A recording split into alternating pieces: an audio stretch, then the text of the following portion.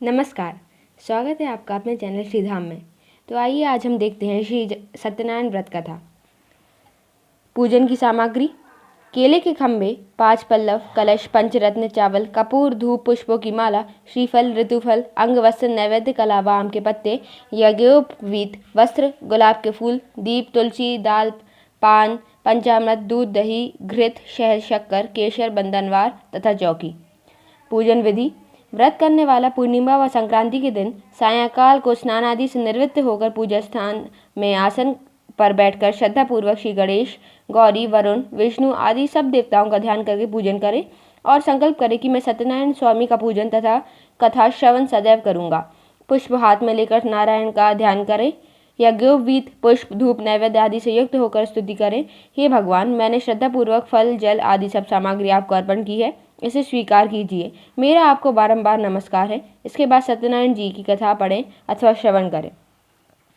तो आइए देखते हैं श्री सत्यनारायण व्रत कथा। पहला अध्याय। एक समय नैमिषारण्य तीर्थ में शौनकादि 88,000 ऋषियों ने श्री सूत जी से पूछा, हे प्रभु, इस कलयुग में वेद विद्या रहित मनुष्य को प्रभु भक्ति किस प्रकार मिलेगी तथा उनका उद्धार कैसे होवेगा? इसलिए हे मुनि, कोई ऐसा तप कहिए जिससे थोड़े समय में पुण्य प्राप्त होवे तथा मनवांछित फल मिले। वह कथा सुनने की हमारी इच्छा है। सर्वशास्त्र ज्ञाता श्री सूत जी बोले, हे वैष्णवों में पूज्य, आप सब ने प्राणियों के हित की बात पूछी है। अब मैं उस श्रेष्ठ व्रत को आप लोगों से कहूँगा जिस व्रत को नारद जी ने लक्ष्मी नारायण से पूछा था और लक्ष्मीपति ने मुनिश्रेष्ठ नारद जी से कहा था। सो ध्यान से सुनो। एक समय योगी राज नारद जी दूसरों के हित की इच्छा से अनेक लोकों में घूमते हुए मृत्यु लोक में पहुंचे। यहाँ अनेक योनियों में जन्मे प्रायः सभी मनुष्यों को अपने कर्मों द्वारा अनेकों दुखों से पीड़ित देखकर सोचा, किस यत्न के करने से निश्चय ही प्राणियों के दुखों का नाश हो सकेगा। ऐसा मन में सोचकर विष्णु लोक को गए।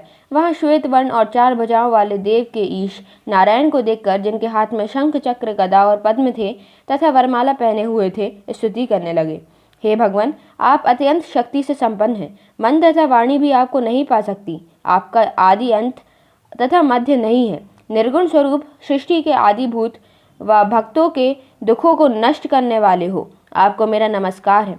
नारद जी से इस प्रकार की स्तुति सुनकर विष्णु भगवान बोले, हे मुनिश्रेष्ठ, आपके मन में क्या है? आपका किस काम के लिए आगमन हुआ है? निसंकोच कहो। तब नारद मुनि बोले, मृत्युलोक में सभी मनुष्य जो अनेक योनियों में पैदा हुए हैं, अपने अपने कर्मों के द्वारा अनेक प्रकार के दुखों से दुखी हो रहे हैं। हे नाथ, मुझ पर दया रखते हो तो बतलाइए कि उन मनुष्यों के सब दुख थोड़े ही प्रयत्न में कैसे दूर हो सकते हैं। श्री भगवान जी बोले, हे नारद, मनुष्यों की भलाई के लिए तुमने बहुत अच्छी बात पूछी है। जिस काम के करने से मनुष्य मोह से छूट जाता है वह मैं कहता हूँ। सुनो, बहुत पुण्य देने वाला स्वर्ग तथा मृत्युलोक दोनों में दुर्लभ एक उत्तम व्रत है। आज मैं प्रेमवश होकर तुमसे कहता हूँ, सत्यनारायण का यह व्रत अच्छी तरह विधि पूर्वक करके मनुष्य आयु पर्यंतः यहाँ सुख भोग कर मरने पर मोक्ष को प्राप्त होता है। श्री भगवान के वचन सुनकर नारद मुनि बोले कि उस व्रत का फल क्या है, क्या विधान है और किसने यह व्रत किया है और किस दिन यह व्रत करना चाहिए, विस्तार से कहिए। भगवान बोले, दुख, शोक आदि को दूर करने वाला, धन धान्य को बढ़ाने वाला, सौभाग्य तथा संतान को देने वाला यह व्रत सब स्थानों पर विजय करने वाला है। भक्ति और श्रद्धा के साथ किसी भी दिन मनुष्य श्री सत्यनारायण भगवान की प्रातः काल के समय ब्राह्मणों और बंधुओं के साथ धर्मपरायण होकर पूजा करे। भक्ति भाव से नैवेद्य, केले का फल, घी, दूध और गेहूं का चूर्ण सवाया लेवे। गेहूं के अभाव में साठी का चूर्ण, शक्कर तथा गुड़ ले और सब भक्षण योग्य पदार्थ जमा करा के भगवान को अर्पण कर देवे तथा बंधुओं सहित ब्राह्मणों को भोजन करावे। तत्पश्चात स्वयं भोजन करें। नृत्य, गीत आदि का आचरण कर सत्यनारायण भगवान का स्मरण करते हुए समय व्यतीत करें। इस तरह व्रत करने पर मनुष्य की इच्छा निश्चय पूरी होती है। विशेषकर कालिकाल में भूमि पर यही मोक्ष का सरल उपाय है। इस श्री सत्यनारायण व्रत कथा प्रथमम अध्याय संपूर्णम।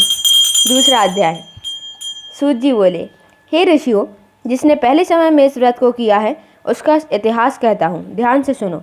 सुंदर काशीपुरी नगरी में एक अत्यंत निर्धन ब्राह्मण रहता था। वह भूख और प्यास से बेचैन हुआ नित्य पृथ्वी पर घूमता था। ब्राह्मणों से प्रेम करने वाले भगवान ने ब्राह्मण को दुखी देखकर बूढ़े ब्राह्मण का रूप धारण कर उसके पास जा आदर के साथ पूछा, हे विप्र, नित्य दुखी हुआ पृथ्वी पर क्यों घूमता है? हे श्रेष्ठ ब्राह्मण, यह सब मुझसे कहो, मैं सुनना चाहता हूँ। ब्राह्मण बोला, मैं निर्धन ब्राह्मण हूँ, भिक्षा के लिए पृथ्वी पर फिरता हूँ। हे भगवान, यदि आप इसका उपाय जानते हो तो कृपा कर कहो। वृद्ध ब्राह्मण बोला, कि सत्यनारायण भगवान मनवांछित फल देने वाले हैं, इसलिए ये ब्राह्मण तू उनका पूजन कर, जिसके करने से मनुष्य सब दुखों से मुक्त होता है। ब्राह्मण को व्रत का सारा विधान बतलाकर बूढ़े ब्राह्मण का रूप धारण करने वाले श्री सत्यनारायण भगवान अंतर्ध्यान हो गए। जिस व्रत को वृद्ध ब्राह्मण ने बतलाया है मैं उसको करूंगा, यह निश्चय करने पर उसे रात में नींद भी नहीं आई। वह सवेरे उठ सत्यनारायण के व्रत का निश्चय कर भिक्षा के लिए चला। उस दिन उसको भिक्षा में बहुत सा धन मिला, जिससे बंधु बांधवों के साथ उसने सत्यनारायण का व्रत किया। इसके करने से वह ब्राह्मण सब दुखों से छूटकर अनेक प्रकार की संपत्तियों से युक्त हुआ। उस समय से वह ब्राह्मण हर मास व्रत करने लगा। इस तरह सत्यनारायण भगवान के व्रत को जो करेगा वह मनुष्य सब दुखों से छूट जाएगा। इस तरह नारद जी को नारायण से प्राप्त हुआ यह व्रत मैंने तुमसे कहा।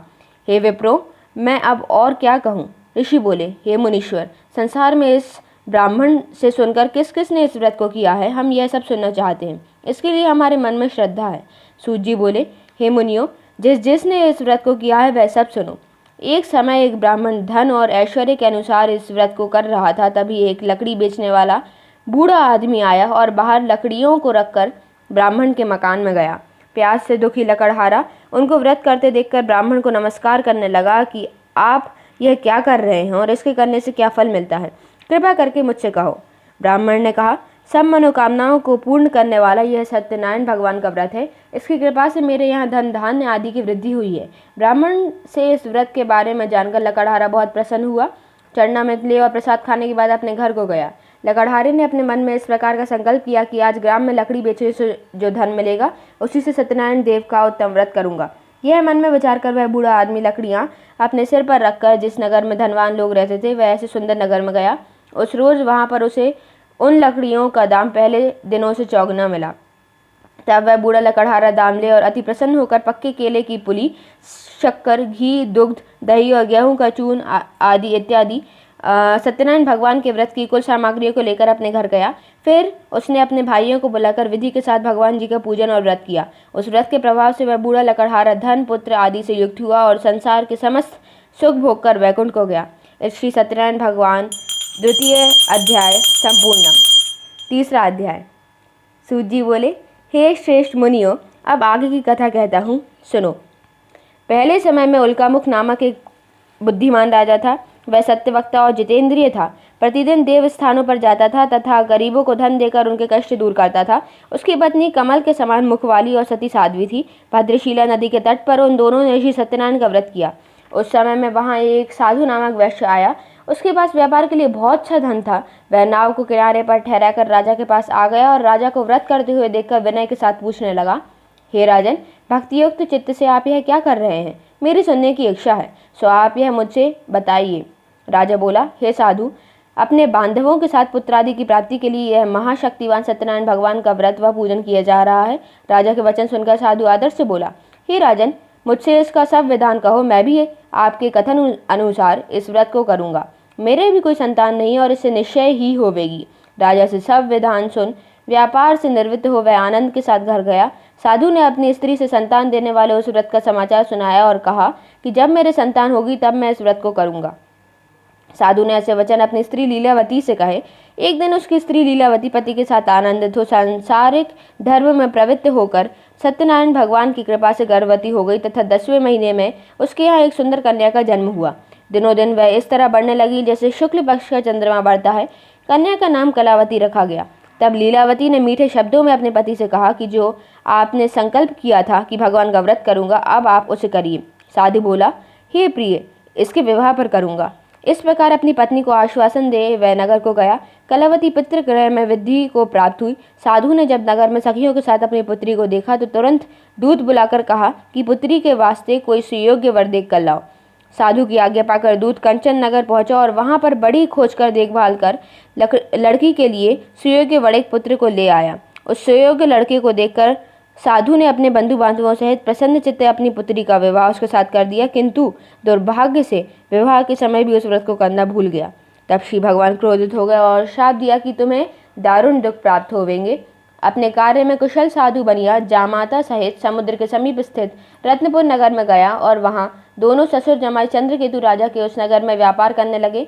एक रोज भगवान सत्यनारायण की माया से प्रेरित कोई चोर राजा का धन चुराकर भागा जा रहा था, किंतु राजा के दूतों को आता देखकर चोर ने घबराकर भागते हुए राजा के धन को वहीं चुपचाप रख दिया जहाँ वो ससुर जमाई ठहरे हुए थे। जब दूतों ने उस साधु वैश्य के पास राजा के धन को देखा तो वे दोनों को बांध कर ले गए और प्रसन्नता से दौड़ते हुए राजा के समीप जाकर बोले, यह 2 चोर हम पकड़ कर लाए हैं, देखकर आज्ञा दें। तब राजा की आज्ञा से उनको कठोर कारावास में डाल दिया गया और उनका सब धन छीन लिया गया। सत्यनारायण भगवान के श्राप द्वारा उनकी पत्नी भी घर पर बहुत दुखी हुई और घर पर जो धन रखा था वह चोर चुरा कर ले गए। शारीरिक व मानसिक पीड़ा तथा भूख प्यास से अति दुखित हो अन्न की चिंता में कलावती एक ब्राह्मण के घर गई। वहां उसने सत्यनारायण भगवान का व्रत होते देखा, फिर कथा सुनी तथा प्रसाद ग्रहण कर रात को घर आई। माता ने कलावती से कहा, हे पुत्री, अब तक कहाँ रही, वह तेरे मन में क्या है? कलावती बोली, हे माता, मैंने एक ब्राह्मण के घर पर श्री सत्यनारायण भगवान का व्रत देखा। कन्या के वचन सुनकर लीलावती भगवान के पूजन की तैयारी करने लगी।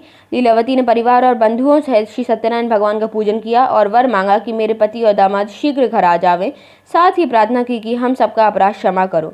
सत्यनारायण भगवान इस व्रत से संतुष्ट हो गए और राजा चंद्रकेतु को स्वप्न में दर्शन देकर कहा, हे राजन, दोनों वैश्य को प्रातः ही छोड़ दो और उनका सब धन जो तुमने ग्रहण किया है उन्हें वापस दे दो, नहीं तो मैं तेरा धन, राज्य, पुत्र आदि सब नष्ट कर दूंगा। राजा से ऐसे वचन कहकर भगवान अंतर्धान हो गए। प्रातः काल राजा चंद्रकेतु ने सभा में अपना स्वप्न सुनाया। फिर दोनों बड़े पुत्रों को कैद से मुक्त कर सभा में बुलाया। दोनों ने आते ही राजा को नमस्कार किया। राजा मीठे वचनों से बोला, हे महानुभावों, भावीवश ऐसा कठिन दुख प्राप्त हुआ है, अब तुम्हें कोई भय नहीं है। ऐसा कहकर राजा ने उनको नए नए वस्त्राभूषण पहनाया तथा उनको जितना भी धन लिया था उससे दूना धन देकर आदर सहित विदा किया। दोनों वैश्य अपने घर को चल दिए।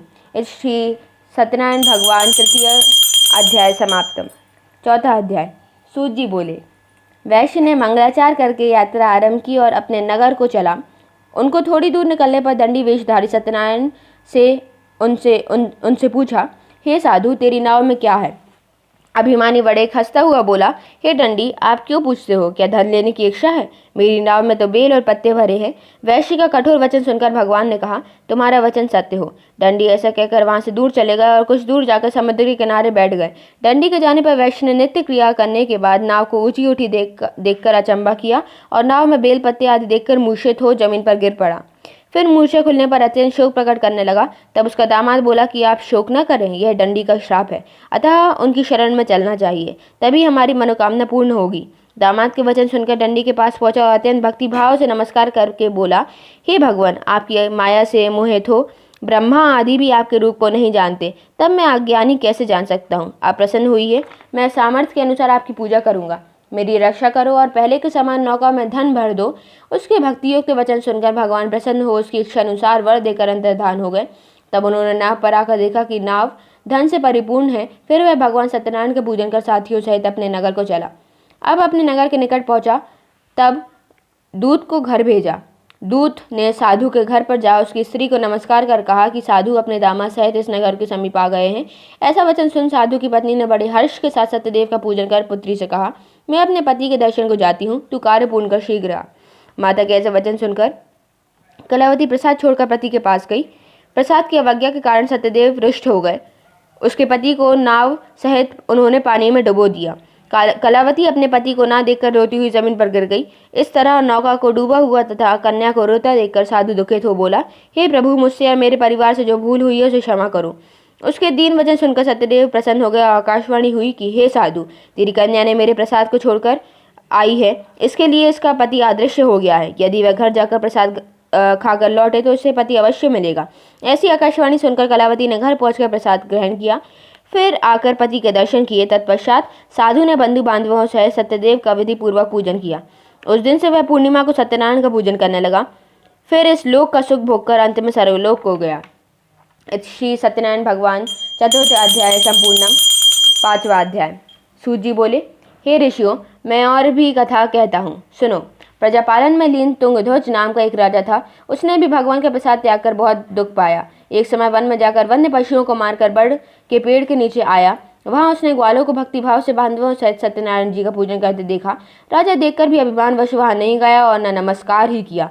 जब ग्वालों ने भगवान का प्रसाद करके उसके सामने रखा तो वह प्रसाद को त्याग कर सुंदर नगरी को चला। वहां उसने सब कुछ नष्ट पाया तो वह जान गया कि यह सब भगवान ने ही किया है। तब वह विश्वास कर ग्वालों के समीप गया और विधि पूर्वक पूजन कर प्रसाद खाया तो सत्यदेव की कृपा से पहले जैसा था वैसा ही हो गया। फिर दीर्घ काल तक सुख भोग कर मरने पर स्वर्गलोक को गया। जो मनुष्य इस परम दुर्लभ व्रत को करेगा, भगवान की कृपा से उसे धन धान्य की प्राप्ति होगी। निर्धन धनी और बंदी बंधन से मुक्त होकर निर्भय हो जाता है। संतानहीनों को संतान प्राप्ति होती है तथा सब मनोरथ पूर्ण होकर अंत में वैकुंठ धाम को जाता है। जिन्होंने पहले इस व्रत को किया, अब उनके दूसरे जन्म की कथा सुनाता हूँ, तो सुनो। वृद्ध शतानंद ब्राह्मण ने सुदामा का जन्म लेकर मोक्ष पाया। उल्कामुख नाम का राजा दशरथ होकर बैकुंठ को प्राप्त हुआ। साधु नाम के वैश्य ने मोरध्वज बनकर अपने पुत्र को आरे से चीरकर मोक्ष को प्राप्त किया। महाराज तुंगध्वज ने स्वयंभू होकर भगवान में भक्ति युक्त कर्म का मोक्ष प्राप्त किया। इति श्री सत्यनारायण व्रत कथायाम संपूर्णम। यदि आपको हमारी वीडियो पसंद आई हो तो कृपया इसे लाइक कीजिए तथा चैनल को सब्सक्राइब कीजिए, जिससे आने वाली वीडियो के बारे में आपको पता हो जाए। धन्यवाद।